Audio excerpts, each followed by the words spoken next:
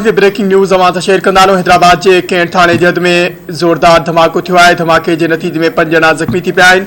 3 तलवार वारे इलाइक़े में फास्ट फूड की दुकान ते धमाको थियो आहे। पुलिस मूजिब धमाको ख़राब थियल सिलेंडर फाटण के नतीजे में थियो आहे। ख़बर के हवाले से अवां खे हिकु भेरो ॿीहर आगाह कंदासीं। या ब्रेकिंग न्यूज़ अवां सां शेयर कंदासीं हैदराबाद का। हैदराबाद के कैंट थाने जद में ज़ोरदार धमाको थियो आहे। धमाके के नतीजे में 5 ॼणा ज़ख़्मी थी पिया। 3 तलवार वारे इलाइक़े में फास्ट फूड की दुकान में धमाको थियो आहे। पुलिस मूजिब धमाको ख़राब थियल सिलेंडर फाटण के नतीजे में थियो आहे।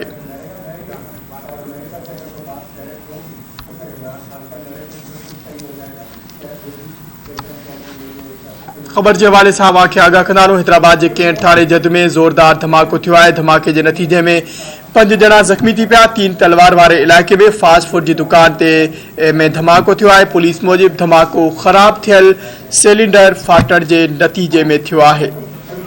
तफ़सील मालूम कंदासीं। धरती टीवी हैदराबाद जो रिपोर्टर नथूराम असां सां लाइन ते मौजूद है। नथूराम, अपडेट कजो, वधीक छा तफ़सील आहे? जी मंजर, हैदराबाद के कैंट वाले इलाके में वाक़ एक फास्ट फूड की दुकान में गैस सिलेंडर फटन सबब 5 ॼणा ज़ख़्मी थी पिया आहिनि।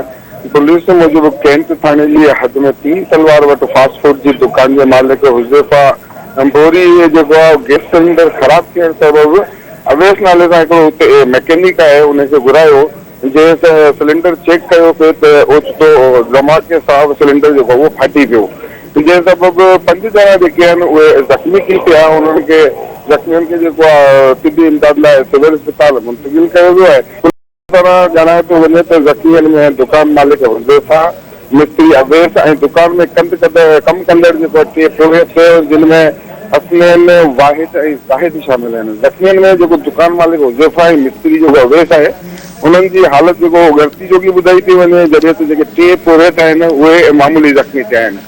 कैंट पुलिस जो इन हवाले से चवणु आहे त शुरुआती तौर ते दुकान मालिक पारां इहो ॿुधायो वियो आहे, पर हाणे जेको आहे इन वाक़िए जी वधीक जांच जेको आहे उहो कई पई वञे। जी मंजर, अपडेट करण लाइ अवां जी वॾी महिरबानी।